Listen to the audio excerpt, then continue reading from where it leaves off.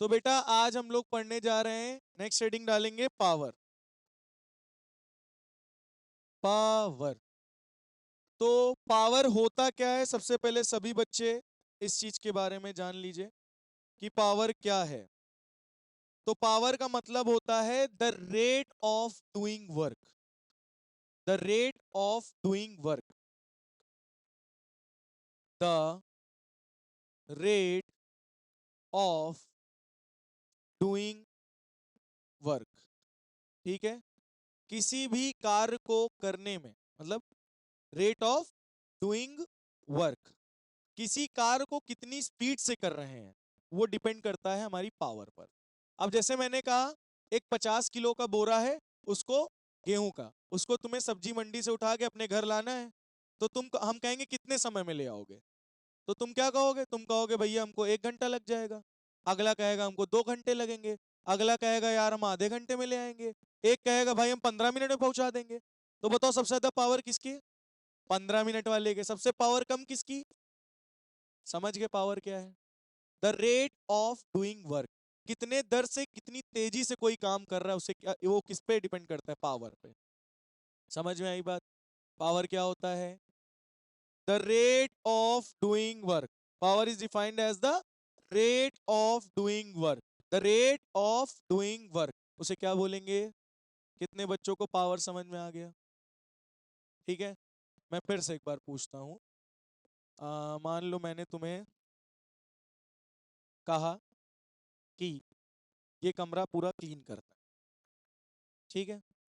तो तुम्हें इस कमरे को क्लीन करने में कितना समय लगेगा?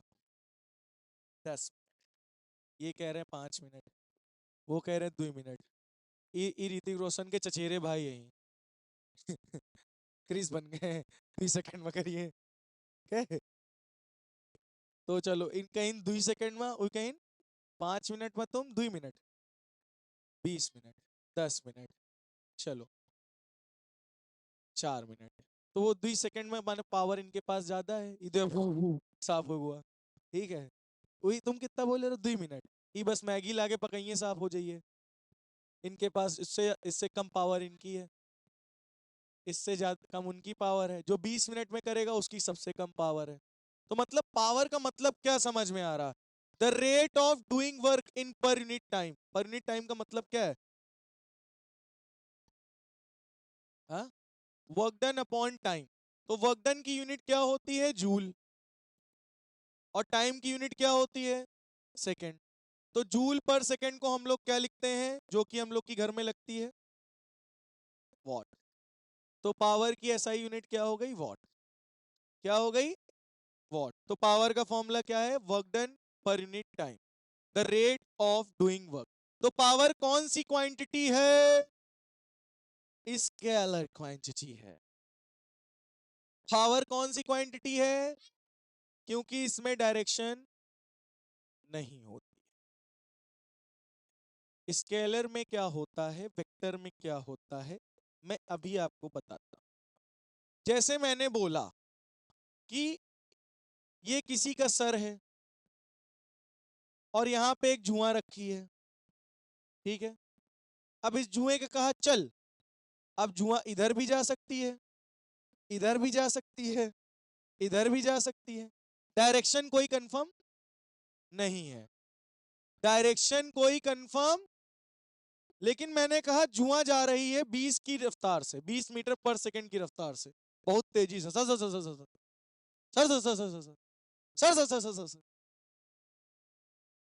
वो उसके पीछे बूस्टर लगा हुआ है, इसलिए वो रॉकेट है। तो डायरेक्शन अगर ना पता हो, केवल क्या पता हो? मैग्नीट्यूड। क्या पता हो केवल? तो उस क्वांटिटी को क्या कहते हैं? स्केलर। क्या कहते हैं? अब वेक्टर क्वांटिटी क्या होती है? फिर ये एक सर है। ठीक है। चलो सुन, अच्छा आपकी टूटी को ले लेते हैं। ठीक है। तो मैंने टूटी से कहा, टूटी मतलब स्तुति, ऐसे यहां से हटा दो टूटी हो जाएंगी। ठीक है। मैंने टूटी से बोला कि जाओ टूटी तुम समोसा लेके आओ। अब टूटी निकली कंजूस, कहीं पैसा लाओ, दे दिया गया चलो। अब ये गई समोसा लाने, मैंने कहा इधर से जाना, ईस्ट की तरफ मुड़ना, फिर वेस्ट की तरफ मुड़ना, तुमको दुकान मिल जाएगी समोसे की। तो ईस्ट की तरफ गई, फिर वेस्ट की तरफ गई, इनको दुकान मिल गई, समोसा लेके चली आई। और समोसे भी टूटे, समोसे भी टूटे, और टूटी लाने गई, समोसे टूटे मिलेंगे ही, देखा थूक निकल गया। तो अगर आपको डायरेक्शन भी पता हो, और टूटी किस रफ्तार से गई थी, 20 की रफ्तार से, सुई, समझ गए। तो अगर मैग्नीट्यूड और डायरेक्शन दोनों पता हो, तो वो कौन सी क्वांटिटी होगी, वेक्टर। और केवल अगर मैग्नीट्यूड पता हो, डायरेक्शन ना पता हो, तो उसे क्या बोलेंगे, स्केलर। तो पावर कौन सी क्वांटिटी है। अब तुम इस कमरे को साफ करने की तुम्हारी पावर है, तो पावर पता है 200 वॉट है, 25 वॉट है, लेकिन तुमको डायरेक्शन नहीं पता, किधर लगा रहे हो पावर, कहीं भी डायरेक्शन नहीं पता। इसका मतलब है इस पावर कौन सी क्वांटिटी है, स्केलर। समझ में आ गई बात। कितने बच्चों को यहां तक बात समझ में आ गई है, बोलो भैया, आ गई है। चलिए अब ये बताइए कितने बच्चों ने वर्क डन का फॉर्मूला पढ़ा है, एफ डॉट एस। तो power is equal to work done क्या रख दो, F dot S upon T. तो बेटा power is equal to force, और डिस्प्लेसमेंट अपॉन टाइम को क्या लिख सकते हो, वेलोसिटी। तो ये लो एक फॉर्मूला और आ गया। Yes, power is equal to force into velocity. Yes, yes. तो पावर का एक फॉर्मूला क्या निकल कर आया, वर्क डन अपॉन टाइम। एक कौन सा निकल कर आया, फोर्स इनटू वेलोसिटी। समझ में आ गई बात। इसको नोट कर लीजिए आप लोग, हो गया नोट। तो पावर बेटा कौन सा सोर्स है, एक्सटर्नल सोर्स है, हम लोग लगाते हैं पावर, ठीक है। चलिए, तो बेटा पावर की एक यूनिट तो हो गई वॉट, एक बिगर यूनिट होती किलोवाट। एक किलोवाट में कितने वॉट होते हैं, 1000 वॉट। कितने वॉट होते हैं, 1000 वॉट। तो एक और यूनिट है पावर की, 1 हॉर्स पावर। और ये पेपर में पूछा जाता है, पेपर में ये आपके यहां आता है कि एक हॉर्स पावर में कितने वॉट होते हैं। तो आप क्या बताओगे, 746 वॉट होते हैं 1 हॉर्स पावर में। तो इंजन में जितनी भी, मतलब जितनी भी गाड़ियां होती कार, उन सब में जो इंजन लगे होते हैं वो सब हॉर्स पावर में होते हैं। कहते हैं गाड़ियों में कितने हॉर्स पावर का इंजन है, तो कुछ कुछ गाड़ी जिसमें 200 हॉर्स पावर, 1000 हॉर्स पावर की इंजन है, मतलब समझ लो उसकी रफ्तार कितनी होगी। हाँ, तो बात समझ में आई। तो 1 horse power is equal to क्या होता है, 746 वॉट। एक हॉर्स पावर में कितना होता है, 746 वॉट। ये पेपर में पूछा जाता है, नोट कर लीजिए। तो अगर अब आपसे पूछ लिया जाए डिफाइन 1 वॉट, आगे बढ़े, डिफाइन 1 वॉट। चलिए, तो 1 वॉट क्या होता है, लिखिए, if 1 joule of work is done, if 1 joule of work is done. अगर 1 जूल वर्क डन होता है इन 1 second, in 1 second, by body, by body, then power of that body, then power of that body is 1 what. समझ में आई बात। तो उस body की power क्या होगी, 1 वॉट। अगर कोई बॉडी 1 जूल का वर्क 1 सेकेंड में करेगी, मतलब power is equal to work done upon time, यानी इसकी यूनिट क्या होती है, वॉट।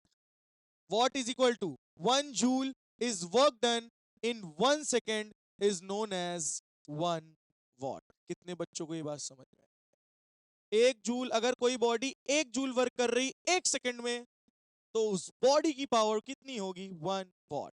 क्लियर हुआ। ऑक्सन चल रहा का 3 वॉट, 4 वॉट, 2.5 वॉट, ये कह रहा हेंस प्रूव। हो गया।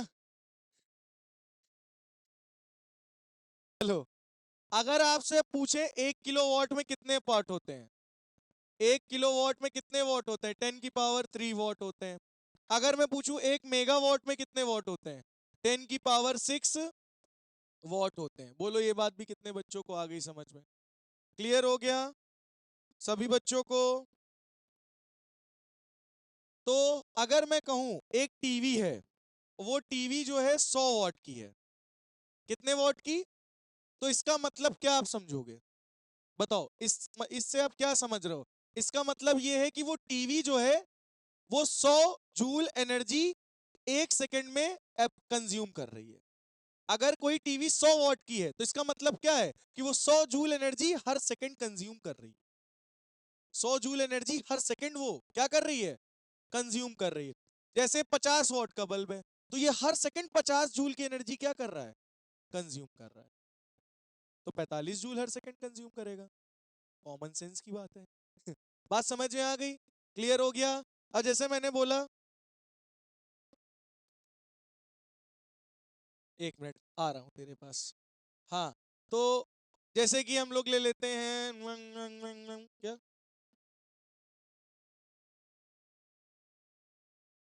हम लोग चलो एक समर सेबुल ले लेते हैं, टिब्बुल ले लेते हैं। जब वो चलता है तो वो पच मान लो वो 1000 वॉट का है। कितने वॉट का है? 1000 वॉट तो बहुत ज्यादा हो जाए, इसको हम मान लेते हैं 745 वॉट का है। तो 745 वॉट की मोटर है, इसका मतलब क्या है कि 745 जूल एनर्जी पर सेकंड वो क्या कर रहा है? कंज्यूम कर रहा है। तो ये बात समझ में आ गई? बहुत बढ़िया, इतना नोट कर लीजिए आप लोग। अगर हो गया है तो बहुत बढ़िया, बहुत बढ़िया। बताओ, 1 हॉर्स पावर में कितने जूल एनर्जी होती है? 746 वॉट। ठीक है, अब हम लोग लिखेंगे difference between work and power. Difference between work and power, तो लिखिए the work done by an agency does not depend on time. Work does work done does not depend on time. तो बेटा वर्क डन कभी भी होता है तो वो टाइम पे डिपेंड नहीं करता, ठीक है। लेकिन जो पावर होती है, पावर क्या होती है? Power power depends on time, depend on time. Power depend करती है टाइम पे।